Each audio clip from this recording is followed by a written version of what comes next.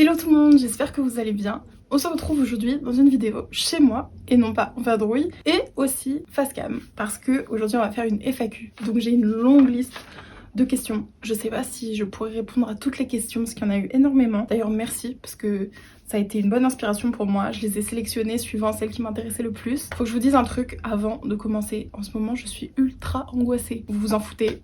Ok, peut-être. Moi c'est horrible, je vis des moments, enfin je sais pas, je suis ultra angoissée tout le temps. Ça fait vraiment 10 ans que je fais une thérapie, 10 ans que je vais chez la psy pour finalement me retrouver à 26 ans aussi stressée que quand j'avais 16 ans. Donc parfois je me dis, ouais, les choses n'évoluent pas. Après je pense que c'est des questions de phase de vie. Mais voilà, j'étais vraiment ultra stressée, ça allait pas trop. Au début je me disais, c'est vraiment parce que je prépare mes règles, sauf que littéralement là ça fait 10 jours que je suis comme ça. Donc je me dis, ça fait pas 10 jours que je suis en SPM, syndrome prémenstruel. Je me dis, bon, il doit y avoir une raison plus profonde. Mais voilà, donc aujourd'hui on va parler d'un peu tout. J'espère que voilà, ça vous intéressera et j'essaierai d'être le plus efficace, le plus concise possible. Déjà il fait ultra chaud, je comprends pas. Depuis que je suis revenue à Paris, ça va pas. Le temps c'est trop chaud ou trop froid, mais il n'y a pas d'entre-deux. Qu'est-ce que je voulais vous dire aussi? Merci pour le nombre de vues que je fais en short en ce moment. Je sais pas ce qui s'est passé d'un coup. Vous êtes venus en bus, je sais pas pourquoi, mais j'ai des vidéos qui dépassent les 100 000 vues, ce qui est quand même incroyable. Alors que je passe vraiment 0 seconde à vraiment travailler mes shorts. C'est surtout les vidéos longues qui m'intéressent, donc les formats comme ceux-ci. J'espère qu'ils vous plairont de plus en plus aussi, parce que maintenant, en plus, j'investis de l'argent dedans. Je paye un monteur, je paye un graphiste, donc j'espère que voilà, ça vous plaira aussi. Alors, on commence avec la question numéro 1 qui était comment se passe ta carrière d'actrice? Alors, ça dépend des moments. Je vous cache pas qu'en ce moment, c'était une période un peu dure parce que, voilà, sans rentrer dans les détails de toute ma vie, je suis en train d'essayer de récupérer mon intermittence. Donc, pour ceux qui connaissent pas, l'intermittence du spectacle, c'est un système où en gros, tu touches le chômage les mois où tu travailles pas, donc les mois où tu fais pas de cachet. Et au contraire, quand tu tournes, t'as un peu moins d'allocation chômage. Mais en gros, c'est un statut qui te permet quand même de pouvoir vivre à temps plein du métier de comédienne, ce qui est vraiment un luxe. Et là depuis 2 ans, comme j'avais créé une société, je pouvais plus être intermittente. Finalement j'ai décidé que j'allais redevenir intermittente et pour ma société on verra comment je peux faire. Donc là en ce moment pour gagner de l'argent je travaille le soir dans un bar en plus, c'est extrêmement fatigant. En plus j'ai plus l'âge là, j'ai 26 ans, ça suffit. Les jobs alimentaires j'en ai fait littéralement toute ma vie, donc je sais très bien ce que c'est d'être à 10 € de l'heure, de travailler des heures et des heures, d'être fatiguée. Là en ce moment je fais un peu les deux parce que j'ai besoin d'avoir plus d'argent, j'ai eu beaucoup de frais. Bref, je suis pas hors sujet là. Tout ça pour vous dire que ma carrière d'actrice c'était un petit peu compliqué parce que là j'ai essayé de reprendre les cachets à fond. Donc j'ai fait beaucoup de tournages, j'ai repris même la figure, j'ai fait un peu de tout. En ce moment je cherche un nouvel agent, donc ça c'est un peu un nouveau projet qui m'enthousiasme. J'espère que je pourrai trouver quelqu'un de bien. Et sinon en tant qu'actrice j'ai aussi joué dans mon dernier court-métrage Date Fatidique et ça c'était trop cool. Donc voilà, j'ai aussi mes propres projets. Je tourne quand même comme actrice. Voilà, je peux pas vous en dire plus pour le moment, mais j'ai quand même des projets. Mais globalement, ça a été beaucoup de hauts et de bas ces derniers temps. J'espère avoir un peu une stabilisation prochainement. Question 2. Comment gères-tu la pression au quotidien?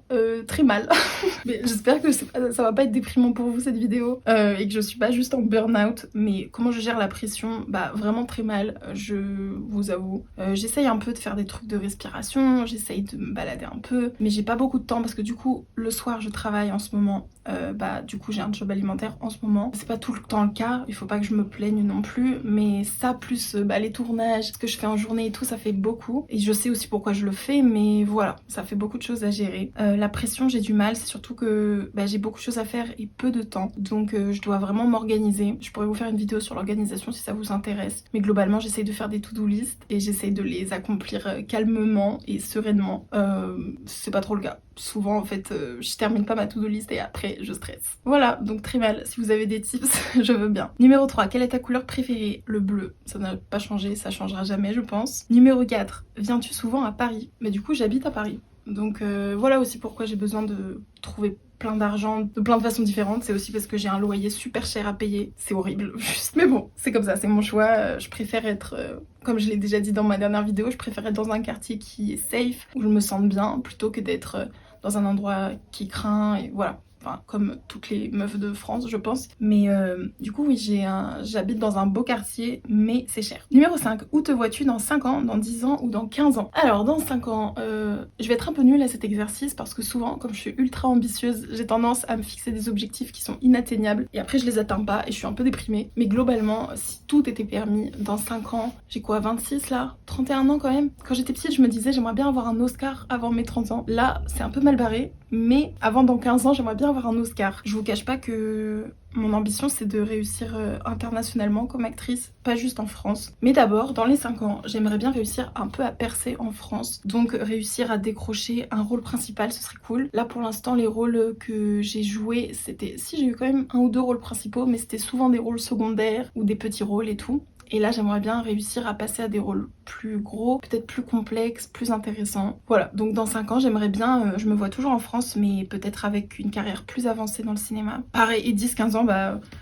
J'aimerais bien me voir genre au Met Gala et aux Oscars et voilà. Je me mets pas trop de limites mais voilà un peu mes ambitions. Ah d'ailleurs je vous ai pas dit, n'hésitez pas dans les commentaires à répondre aux mêmes questions que moi et à me donner où vous en êtes vous et où vous vous verriez dans 10 ans, ça m'intéresse trop. Numéro 6, est-ce que tu cherches des acteurs ou des actrices pour tes projets? Alors oui, très régulièrement. Donc là, le court-métrage que je viens de tourner, Date Fatidique, j'avais cherché plusieurs acteurs. Ça a été une longue histoire, je pourrais vous faire une vidéo entière sur le sujet. Mais en gros, l'acteur principal que j'avais choisi de base, finalement n'avait pas pu faire le projet et donc j'avais dû le remplacer au pied levé. Ça avait été un peu un coup de stress. Mais finalement, j'avais trouvé un acteur que j'avais rencontré sur un tournage. Donc ça s'était vraiment fait à la dernière minute. C'était vraiment cool de pouvoir avoir cette solution là. Mais sinon normalement je fais passer des castings. Donc si vous voulez participer à mes films, mes prochains projets comme acteur, vous pouvez m'envoyer votre CV sur Insta quand je poste des annonces, je les mettrai en story. Ou alors sur cinéaste.org, je posterai les annonces. Du coup vous pourrez m'envoyer votre candidature là-dessus. Numéro 7, comment as-tu trouvé ta passion? Ça je sais pas trop en fait parce que je me souviens très bien que j'ai eu une sorte d'épiphanie quand j'avais 13 ans. Il y a eu juste un jour où je me suis dit je veux être actrice et je serai actrice.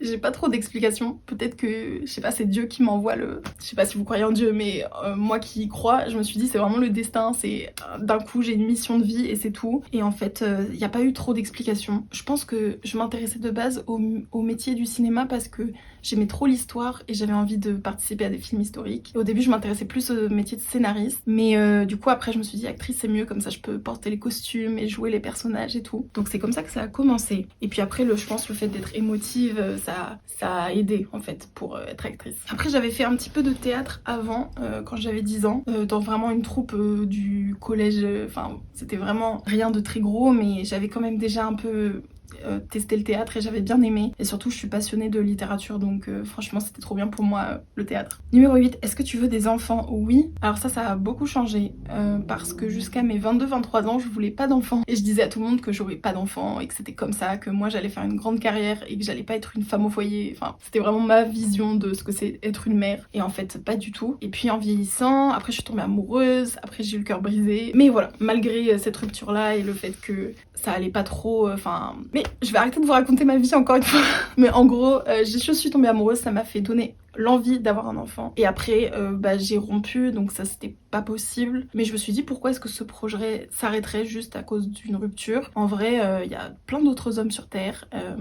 Voilà, donc le père de mes enfants est out there, je sais juste pas où, mais il est là. Mais pour le moment, c'est pas le but parce que je suis encore trop jeune et je pense que je me dis quand je rencontrerai aussi peut-être la personne avec qui je me dirai j'ai envie d'avoir un enfant, je le ferai. Mais pour l'instant, c'est pas le cas. 9. Es-tu en couple? Es-tu mariée? Ça c'est revenu beaucoup. Je vais pas vous dire si je suis en couple parce que de toute façon ma vie privée c'est un chaos que je vous passe pour votre bien-être. Mais je ne suis pas mariée, ça je peux vous le dire avec certitude. Et ça compte pas arriver bientôt. Numéro 10. Bientôt dans un nouveau film grand écran. Oui. Mais alors quoi? C'est le problème en fait, c'est que je tourne les trucs et après il se passe genre 2 ans avant que ça sorte, donc parfois je suis un peu perdue sur les sorties. Mais oui, il y a pas mal de trucs en cours, j'ai quelques séries, donc ça va sortir je pense dans l'année prochaine ou celle d'après. Je vous tiendrai évidemment au courant quand ça sort. Mais là un long métrage ça me dit rien, j'ai fait 2-3 silhouettes. Ah oui, j'ai fait une silhouette dans un long métrage qui s'appelle Les Matins Merveilleux. Donc ça va être, ça va sortir je pense dans 2 ans. Je vous tiens au courant aussi sur ça. Numéro 11, quels sont tes futurs projets? Mais j'ai beaucoup de trucs en cours en ce moment. Donc en ce moment, mon projet là c'est de me faire un max d'argent.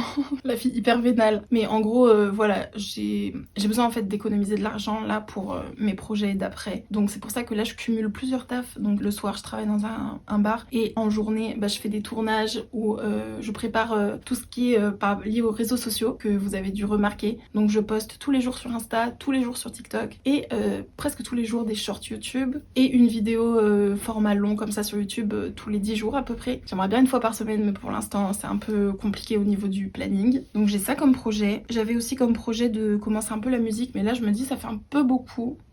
Donc ça on verra si je le fais jusqu'au bout cette année ou si je mettrai ça l'année d'après. On verra. Et puis là j'aimerais bien retrouver un agent et puis continuer le cinéma à fond. Enfin là cette année j'aimerais bien vraiment décrocher des rôles intéressants. Es-tu déjà allée aux États-Unis? Numéro 12.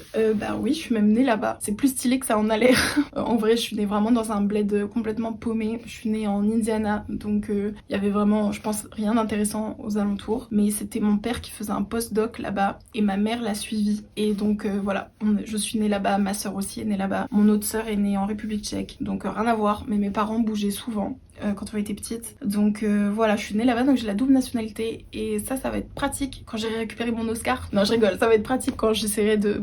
j'aurai pas besoin d'avoir un visa pour aller habiter aux États-Unis parce que j'aimerais bien tourner des films là-bas aussi. Numéro 13. Quelles actrices admirez-vous professionnellement et pourquoi? Alors, qui j'admire? Juliette Binoche. Je pense que je cite toujours cet exemple parce que c'était la première actrice vraiment connue avec qui j'ai tourné dans La Bonne Épouse de Martin Provost. Donc j'ai pu l'observer vraiment 3 mois d'affilée sur le tournage et elle était vraiment très gentille, pro, très disciplinée, très sérieuse, un peu stressée et... Je sais pas, je me suis reconnue en elle parce que ce serait vraiment manquer de modestie que de dire ça, et vraiment pas du tout, mais dans le sens où j'avais l'impression que elle avait encore des doutes à son âge et avec son expérience, malgré son expérience. Et j'ai trouvé ça vraiment inspirant de me dire, on peut être Juliette Binoche et quand même douter quoi. Du coup, je sais pas, cette actrice. J'aime bien Camille Cotin aussi, notamment parce que c'est une actrice qui a beaucoup galéré aussi. Et comme moi, je galère beaucoup, je me dis, voilà, ça se trouve, on peut galérer des années et ensuite y arriver plus tard. Donc c'est une bonne inspiration d'actrice qui a percé un peu tard aussi, enfin un peu plus tard. Puis il y a beaucoup d'autres actrices, mais bon. Je répondrai à ça dans une autre question qui arrive plus tard, qui est un peu liée à ça. Sinon, en niveau acteur, j'aime beaucoup Joaquin Phoenix, que j'ai jamais rencontré, mais que j'adore depuis Gladiator en fait. Et je suis contente de voir qu'il a une carrière comme ça maintenant. 14. Es-tu rousse? Alors oui, de base, je suis quand même... J'essaie de vous montrer. J'ai installé le retour. En fait, j'ai pas de retour caméra vu que je filme à l'iPhone, mais du coup, j'ai un miroir derrière pour voir mon retour. Mais je peux pas trop vous montrer, mais là, mes cheveux, c'est pas ma vraie couleur parce que j'ai fait un balayage avec Eugène Perma. Mais sinon, oui, je suis née rousse. J'étais plus blond vénitienne après en vieillissant. Donc ça, c'est à vous de juger ce que c'est ma couleur de cheveux. Moi, j'avoue, je sais pas. Je vous laisse ce débat. Mais oui, je suis un peu plutôt rousse, quoi. Mais voilà, parfois c'est châtain, mais ça tire vers le roux, quoi. Combien mesures-tu? 1m68, 9. Donc ça, c'est une grosse histoire qui est passée à la télé aussi avec Cyril Ferraud. C'est que j'avais été sélectionnée pour faire les premières sélections de Miss France. Donc... bon, pas le... comment dire, j'étais pas du tout arrivée au niveau Miss France, mais en gros j'étais dans ce qu'on appelle départementales je crois. Après il y a les régionales et après il y a les nationales. Donc j'avais quand même passé le premier tour de casting, les premières sélections. Et en fait au moment de ce qui s'appelle la toise, c'est le moment où on te mesure, j'ai la dame du comité qui m'a dit que j'étais trop petite pour continuer les castings. Donc en fait je me suis fait recaler comme une grosse merde à ce casting parce qu'il me manquait vraiment 1 centimètre. Et elle m'a dit fais les exercices et tu reviens l'année prochaine. Et en fait j'ai eu trop la flemme de faire les exercices. Et je me dis si un jour les conditions changent et que les filles de moins d'1m70 peuvent participer, je reparticiperai peut-être. Mais pour le moment, j'ai vraiment la flemme de me pendre à une barre de traction toute la journée pour potentiellement ne même pas être reprise l'année prochaine. Parce que mon ostéo, il m'a dit que c'était quand même dur de gagner 1 centimètre. Donc voilà. Je sais pas ce que vous en pensez, mais... Donc bref, je mesure entre 1m68 et 1m69, suivant les mesures. Question 16. Tes prochains voyages? Alors, mon rêve, là, ce serait de retourner à Vienne, parce que c'est ma ville préférée au monde, avec Londres et Paris, mais globalement, on va dire Vienne. J'adore, déjà pour aller saigner le musée Sissi, c'est vraiment mon objectif. Et donc voilà, mon prochain voyage, ce serait idéalement ça, mais pour l'instant, je suis vraiment en train d'économiser en ce moment, donc c'est pas sûr que je le ferai cet été, sinon je le ferai l'été d'après, c'est pas grave. Mais ça, ce serait vraiment cool. J'aimerais trop retourner aux États-Unis aussi, mais là, c'est même inenvisageable pour le moment. Donc voilà. Numéro 17, quels sont tes goals pro dans les 5 ans? Mais ça, il y a une question du coup, ça rejoint un peu la première question sur où tu te vois dans 5 ans. Mais oui, là, mes goals, ce serait vraiment d'avoir un nouvel agent et de beaucoup tourner en tant qu'actrice et d'avoir des rôles intéressants. Mon goal, c'est vraiment de mettre l'accent sur le cinéma vachement. Numéro 18, vas-tu faire une bande démo en anglais? J'en ai déjà une, mais j'ai trop honte, donc je l'ai pas assumée, je l'ai mise en privé. Mais oui, j'en ai une. En gros, c'est une bande démo que j'avais tournée avec une prof qui était géniale d'ailleurs, qui s'appelle Anya Gower, qui m'a vachement aidée sur l'accent américain. Et en fait, je l'ai tournée en 2021, quelque chose comme ça, et j'ai plus du tout la même tête. Et même au niveau de l'accent, je trouve que je pourrais faire mieux. Donc pour l'instant, j'ai pas de vraie bande démo en anglais. Quand on me le demande pour un casting, j'envoie celle-là. Mais voilà, j'en ai pas publié une publiquement pour vous. Mais pourquoi pas, je me dis pourquoi pas réaliser un court-métrage en anglais, ça pourrait être vachement cool. Numéro 19, quel est ton rôle de rêve? Est-ce que tu vas jouer Sissi? Alors mon rôle de rêve, c'est Sissi. Et est-ce que je vais jouer Sissi? Oui, je l'ai déjà joué dans 2 courts-métrages pilotes que j'ai réalisés et produits avec ma société de prod, qui s'appelle Marie Cornillon Productions. Et le but, ce serait que je joue Sissi dans un long-métrage que j'ai coécrit avec un réal. Et voilà, le but, ce serait vraiment de... C'est mon rôle de rêve, donc ce serait de développer et de produire ce film-là et de jouer ce rôle-là. Numéro 20, est-ce que tu vends des tirages photos?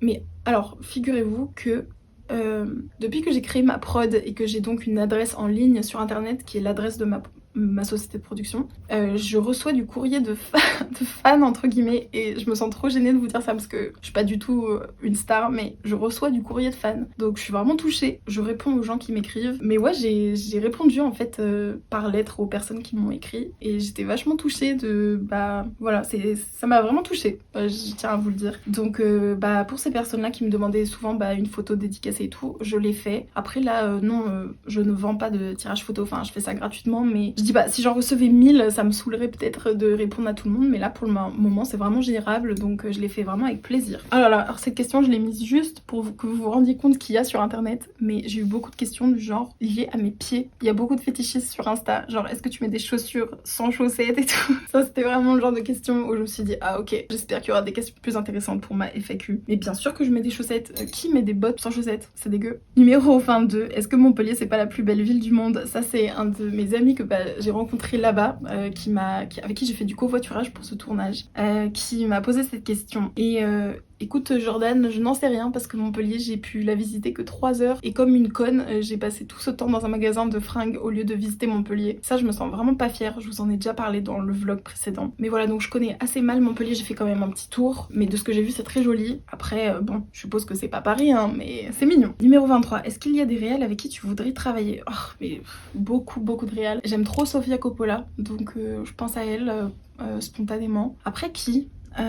François Ozon aussi, j'aime trop ses films, je trouve ça toujours intéressant. Oh si, j'aimerais bien retravailler avec Audrey Diwan, avec qui j'avais déjà tourné sur l'événement, j'avais une silhouette dans l'événement pendant 15 jours, et c'était très sympa comme tournage. Du coup, retravailler avec elle, mais cette fois en rôle, ce serait trop bien. Numéro 24, est-ce qu'il y a des types de films que tu ne veux pas du tout faire? Du coup, je dirais non, il y a pas, j'ai envie de tout faire. Je pensais aux films d'horreur parce que ça c'est ce que j'aime pas trop en tant que spectatrice, je regarderai jamais un film d'horreur toute seule. Mais après je pense que comme actrice ça doit être vachement fun, donc en fait non, je suis prête à tout faire je pense. Après pas évidemment genre pas du porno et tout, mais voilà, ça va de soi je pense. Mais du coup non, en termes de cinéma vraiment tout, je suis ouverte à tout. Numéro 25, est-ce qu'il y a d'autres domaines où tu voudrais avoir une carrière? Oui. J'aimerais bien faire de la musique, j'aimerais bien faire un album, déjà un single ce serait cool, donc chanter, écrire et tout ça m'intéresserait vachement. Après je sens que je manque encore d'entraînement parce que j'ai fait beaucoup de chorale quand j'étais plus petite, mais ces derniers temps en plus je fais beaucoup d'asthme, donc j'ai la voix enrouée et tout, donc je pense que voilà, ça se travaille vraiment au jour le jour ce genre de choses, mais oui j'aimerais bien faire ça. Numéro 26, qu'est-ce que tu préfères pendant un tournage? Oh quand j'ai un beau rôle, travailler le personnage, je crois qu'il n'y a rien de mieux, vraiment. Entre action et couper, le moment où tu t'amuses, en plus tu connais bien ton texte, tu commences à être un peu détendu, peut-être les prises d'après, peut-être pas la première prise, mais ces prises où tu commences à avoir une liberté, où tu t'amuses et tout. Et surtout quand tu t'entends bien avec tes collègues, je pense que c'est le meilleur moment. Voilà, bon après la pause régie c'est sympa aussi, quand tu fais une pause gâteau, c'est cool. Numéro 27, est-ce que c'est vraiment un milieu de requins ou est-ce que c'est un mythe? Moi je trouve que c'est un peu un mythe, mais alors je veux pas non plus, comment dire, manquer de respect aux gens qui peut-être ont une expérience traumatisante dans le milieu, parce que moi j'ai eu cette chance, c'est que j'ai pas eu d'expérience traumatisante. Il y a tellement de femmes qui se font violer, stressée ou emmerdée et tout, que je me dis aussi moi j'arrive après MeToo, donc forcément j'ai un peu la belle vie. Mais non, personnellement, j'ai jamais vécu quoi que ce soit. Enfin, il y a eu des mecs un peu relous, mais j'ai jamais eu d'expérience comme ça vraiment grave. Milieu de requin, après, oui, je vous cache pas qu'il y a beaucoup de compétition, ça c'est dur. La comparaison, c'est vraiment dur. Moi, c'est ma bête noire. Enfin, c'est vraiment le truc qui me fait le plus souffrir, je pense, c'est de me comparer. Beaucoup de compètes, ça c'est chiant. Et puis, c'est un milieu d'image, donc chacun partage sur Insta ses succès, et ça, c'est toujours, voilà, c'est toujours dur de se comparer, alors que peut-être toi, tu te sens mal. Enfin, moi, ça m'arrive tout le temps de me sentir un peu nulle ou d'avoir l'impression que ma carrière avance pas ou d'autres trucs comme ça. Et forcément, je vais partager que quand j'ai un projet qui fonctionne. Donc, ne vous y trompez pas. Il y a plein de moments où je me sens trop mal et je pense que c'est comme ça pour tous les acteurs. Donc oui, moi je trouve que c'est un peu un mythe maintenant. Heureusement, ça commence à changer, j'ai l'impression. Quelle est ta plus belle rencontre dans le milieu du cinéma? Quand j'ai lu cette question, j'ai pas pensé à une personne en particulier, mais là dernièrement, j'ai retrouvé India Air sur un tournage du coup dans le sud, et franchement, c'était une fille trop sympa, trop sympa, très bonne actrice, qui chante bien aussi, que j'avais déjà vue sur Annie Colère, et j'ai passé un trop bon moment. Voilà, le genre de personne en plus très humble, et elle m'a tout de suite reconnue, elle m'a tout de suite dit bonjour. Elle m'a dit ah oui, oui, je me souviens, on avait tourné Annie Colère ensemble et tout, c'était vraiment sympa. Donc voilà, je la connais pas non plus personnellement, mais je l'ai vue à 2 reprises en tournage et c'était vraiment sympa. Et puis après, mes autres belles rencontres, c'est du coup ceux qui deviennent mes amis. Voilà, je peux pas tous les citer, mais quand je me fais des potes sur les tournages, ça fait vraiment du bien aussi, notamment par rapport à ce système de comparaison, et donc d'avoir une comparaison qui est positive, où on va avoir des potes avec qui on va pouvoir faire des projets et qui vont nous soutenir quand ça va pas trop et tout. Franchement, ça c'est trop bien. Puis sinon, je dois quand même citer Michael Durard, qui est mon ancien agent de l'agence Rouge Tapis, qui est un ami maintenant et qui m'a vraiment suivi dans beaucoup de projets, même après que j'ai quitté son agence. Donc on a tourné des trucs ensemble après. Il a joué dans toutes mes bandes démos, je crois. Il a joué dans mon dernier court-métrage, du coup, Michael. Numéro 29. Quel est le budget pour un court-métrage? Tes 2 pilotes de Sissi ou Date Fatidique? Alors, j'essaye d'être le plus honnête possible.